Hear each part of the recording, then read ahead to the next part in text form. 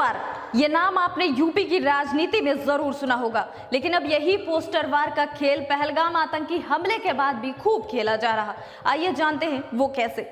दरअसल आजकल कांग्रेस नेताओं के बयान से पार्टी बैकफुट पर आ गई है और उसे सर्कुलर जारी करना पड़ा है कि सिर्फ अधिकृत नेता ही अब बयान देंगे।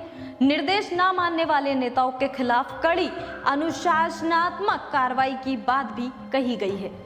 जी हां, आप सभी की निगाहें इस वक्त कांग्रेस के नेताओं पर हैं।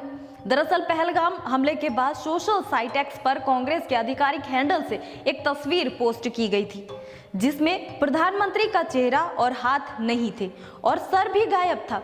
साथ ही कैप्शन में ये लिखा गया कि प्रधानमंत्री गायब हैं।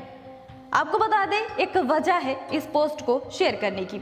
इस पोस्ट के जरिए कांग्रेस ने पहलगाम आतंकवादी हमले को लेकर जो सर्वदलीय मीटिंग बुलाई थी, उसमें प्रधानमंत्री की अनुपस्थिति पर सवाल उठाया था इस तस्वीर के जरिए कांग्रेस ने। लेकिन इस पोस्ट पर भारी विरोध अब होने लगा और इस विरोध के होने के बाद कांग्रेस ने पोस्ट को डिलीट कर दिया है। इतना ही नहीं, पोस्टर वार तो बीजेपी की ओर से भी खूब किया जा रहा।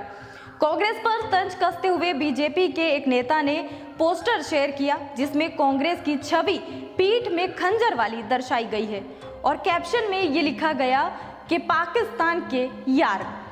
जी हाँ, इस पोस्टर में लिखा गया पाकिस्तान के यार। इनडायरेक्टली यहाँ पर कांग्रेस को पाकिस्तान का यार बता दिया गया।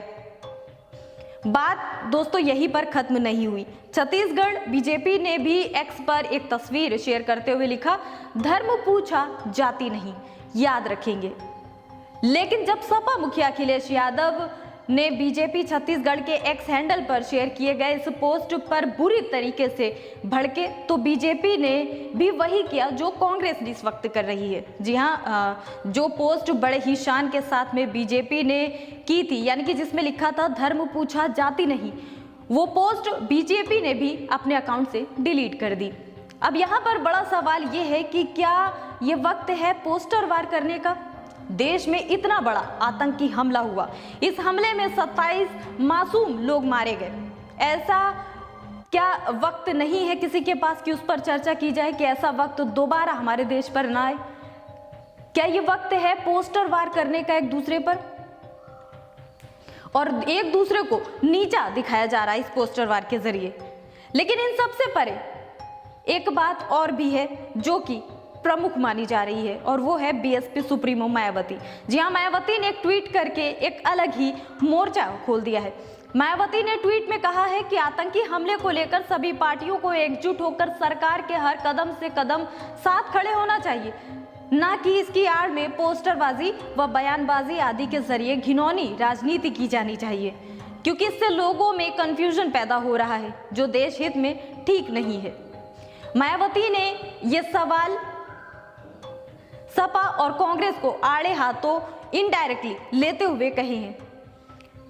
कुल मिलाकर दोस्तों, इस खबर से क्या कुछ आपके समझ आया इस खबर के बारे में, हमें कमेंट्स में जरूर बताइएगा। और अभी के लिए इतना ही।